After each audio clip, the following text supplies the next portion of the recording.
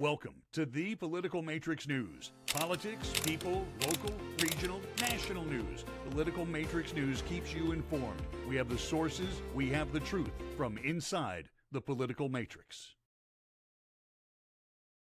Welcome to the Political Matrix News. This is, as we do this, the last day of spring of 2024. I'm Rob Milford in Orlando, Greg Fink in Gainesville, Jonathan Cole on Navarre Beach. What a great beach to be on this time of year. Yeah. And gentlemen, let's see what we have to talk about today. As I said, the last day of spring. By the time this gets in circulation, it will be summer, which starts at 4:51 p.m. on Thursday. Okay, that's Eastern time. So let me think. We have an allegation against a member of Congress. Sexual misconduct, illicit drug use, accepting improper gifts. Wow. Wonder who that could be. Greg, who be that? Tell everybody, Greg. It could be MG. Matt Gaetz, MG, baby. Oh, I was MG. Okay. He's MTD. Like a little He's like a little man, Matt Gaetz. He truly is. Congressman Gaetz. Congressman Matt Gaetz, the gentleman, I can't use that term really. If you're going to be banging a 16 or 17-year-old, it is not, he's neither distinguished nor a gentleman, but, you know, that's what they insist on calling him. Here's a guy who was banging an underage girl that was 16 or 17 years old, and somehow he's no, I'm not going to worry about allegedly. For crying out loud, they paid the girl. The girl goes to the hotel in the Bahamas, where maybe 16 and 17-year-olds are legal. I don't know. But as a minor, she was transported across state lines. That's a violation of the Mann Act. That technically is kidnapping, and especially for sexual purposes. So I guess he could be a sex trafficker as well. How about that? And even though they paid her, they did not pay her to mix drinks and wear a small bikini. Okay? That ain't what happening. And where is, who was his buddy on this one? Goldberg, Greenberg, who? Greenberg, yes. Joel Greenberg. Yes. And where is Joel? And a few others that were unnamed. Ooh, listen, Greg, you know who the others were. Tell us. Come on. I'm not going to expose that. Tell us who it is. I did not know who exactly was on the airplane with them at those times. I'm not going to go ahead and put myself in that kind of legal jeopardy on this wonderful podcast that we have. You don't listen. We are going to. We ask people to do a lot of research. You don't have any money for them to steal from you, okay? So I wouldn't worry about that. And when I was on the radio, if I said something like that, what the heck? The owners got the money. Don't look at me. I got nothing. So Jonathan Cole, what is your take? All right, Jonathan Cole, your take on everything. When I first saw the first thing I saw was Matt's immediate response. So I hadn't quite seen the press release yet. When it was an official press release, of course, he denies everything, and he keeps throwing out that little piece of misinformation that this is all stuff that's been investigated and charges have been dropped. No, they were not dropped. It was suspended. They chose not to press charges at the moment, but it is still an active case because Mr. Greenberg is still talking, and there's other people implicated. And then I looked at the press release, and then I was still thinking, but this is old news. This is things we already know. But then I realized, as Greg said a minute ago, they dropped some of the minor things, but they've expanded the scope. But also that they've interviewed 12 people already and issued a further 25 subpoenas. Right. So they're getting serious. Wow. Yeah. And again, you can't call this political witch hunt. The Republicans are the ones pushing it. I mean, the whole favor and the using his office for favors, that could be anything from the Calkins family to his rent, where he's getting a really good sweetheart deal with his rent, or it could be anything from ball games at a stadium here in his local district. Who knows? I mean, we all know the people who are involved with all his friendships and all his companionships and everything else through the panhandles. We have really no idea what kind of sweetheart deals that anybody is turning in. I mean, it could be anything like that, but it's probably going to be something a little bit more serious that he's doing in D.C. I have this feeling that a lot of the guys who had turned him in for showing the pictures on the House floor were so disgusted with him, they were probably also talking about him, bribing people or talking about, votes for money or stuff like that. And so I think that is some of the area they're talking about. All right, we'll try this on for size. This is not any particular. This is the House Ethics Committee. They have over the years, frankly, not done an awful lot. The first memory I have of that is Adam Clayton Powell getting the boot from Congress, but that was back in the 60s. I had to see what a House Ethics Committee was. I had to look it up. Didn't have that Google thing yet. Mm-hmm. They took care of a crooked congressman from Miami. They took care of Corinne Brown, did they not? Didn't they throw her out with... Jim Traficant. They got rid of Jim Traficant out of Chicago. Yep. Jesse Jackson Jr. Yep. The Dornan.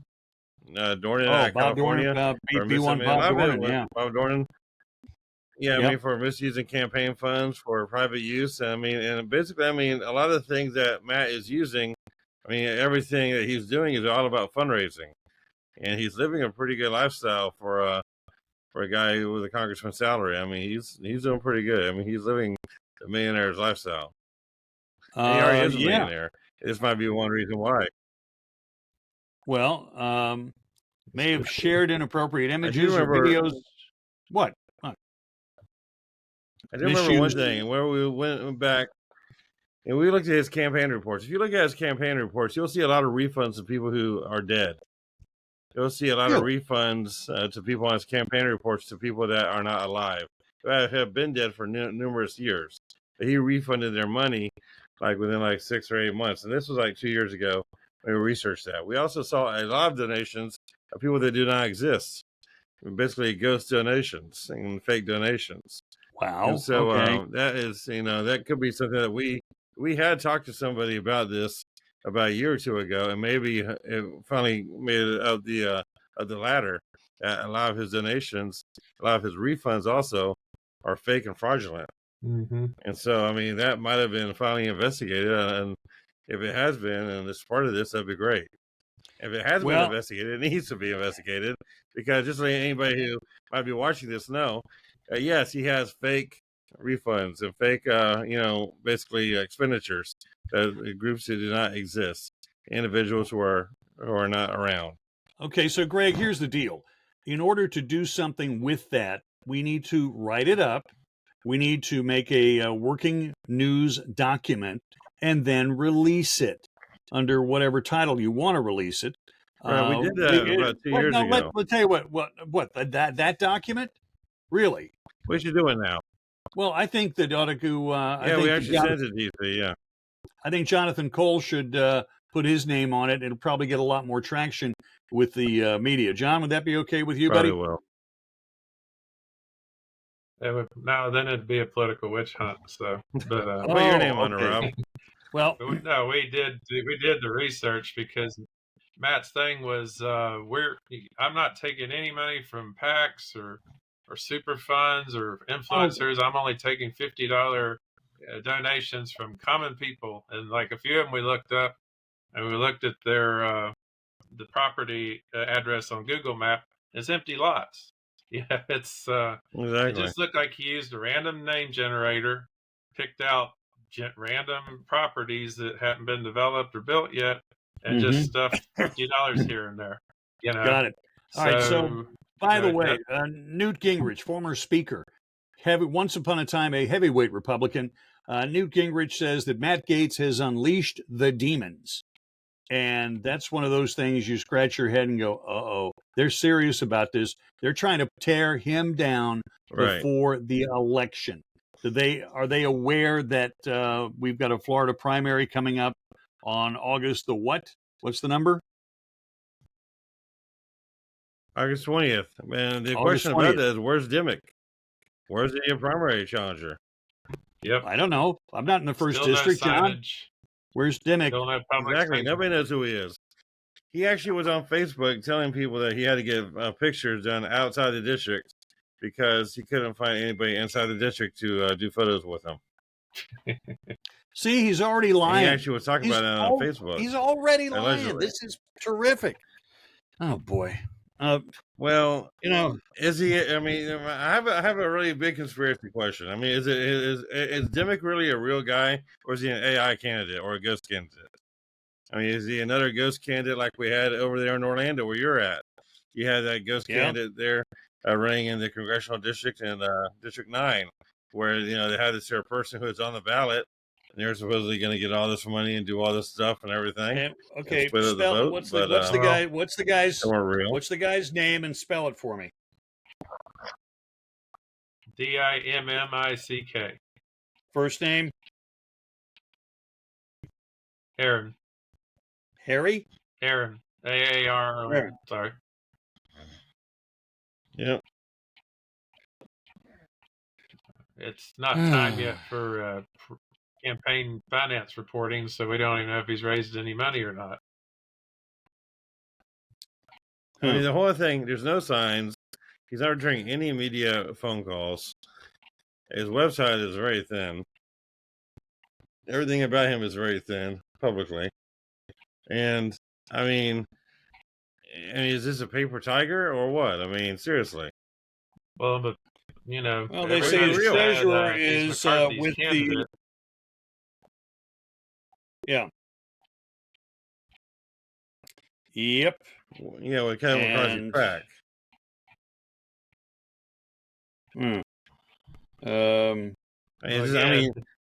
You can't win by playing hide and seek. Yeah. Unless they know there's a ticking time bomb about to go off and they're trying to time it. Good point. I don't know. Got the article. This is Newsweek from like 2 months ago. 2 months ago. That's the last thing about him. I mean, pretty much. Because you say, okay, he's a ghost candidate, but for what purpose? I mean, Matt didn't have any challenge in the primary and no challenge from the other party. Why have a ghost candidate? But he walks like a duck and talks like a duck, unless, like I said, there's a ticking time bomb out there for Mr. Gaetz that they're planning on monopolizing when it comes out. Maybe they know something we don't, especially if McCarthy's invested in him. Why waste your money now until, we're going to blow him up and then you just waltz in? I mean, hypothetically here, McCarthy knows what's going on with the ethics committee. So it's like, exactly. He probably has ears on the inside. And so, assumably, like what Jonathan said, they know what's going to happen and when it's going to happen and how big it's going to happen. But, just a little heads up to them. Absentee voting starts in 3 weeks. Yes. All right, so here's the deal. Here, Greg, until we do this next week, line up Aaron Demick to be on the show. I know. I reached out to him 5 times already. Okay. I texted him 6 times. And? I got a text back saying he's too busy to talk to anybody. Well, I could let me get my old reporter hat on here, and maybe I could get through, but I'd be lying to him, and I hate doing that. For reporters lying, it just turns my stomach. Yeah, almost as much as politicians lying, because they work for the public, they work for the voter. So Matt Gaetz is pretty much, as we consumed or concluded here, working for himself. Yes, he is. He's doing a good job. He's making a lot of money. Yeah.